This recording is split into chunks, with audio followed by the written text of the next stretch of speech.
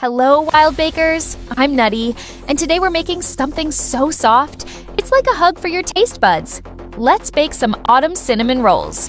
First, we'll need instant yeast, warm milk, 1 large egg, powdered sugar, soft butter, a pinch of salt, and flour. For our gooey filling, brown sugar, cinnamon, and butter. And for the dreamy glaze, labneh, powdered sugar, vanilla, and a zesty kick of lemon. Let's mix our yeast, warm milk, egg, sugar, and salt. Give it a good stir until everything is happy and combined. Now, we slowly add our flour.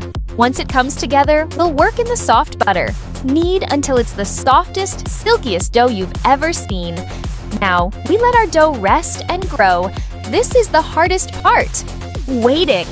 But trust me, it's worth it. While we wait, let's make our cinnamon sugar filling.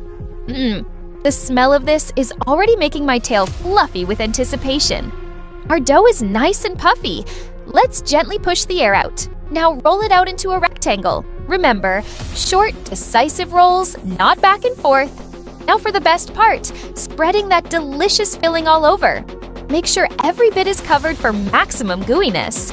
Let's roll it up nice and tight. Now, we slice them into perfect swirly pieces. Look at that beautiful pattern. We'll arrange them in our tray and let them have a little rest. This second rise makes them extra fluffy. Look how puffy they are. Now for a secret trick to make them super moist, we pour a little cream on top before baking. Into the oven they go. And look at that!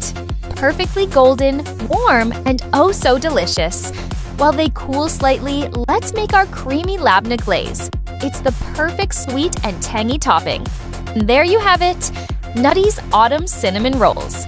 I hope you love them as much as I do. Happy baking, everyone!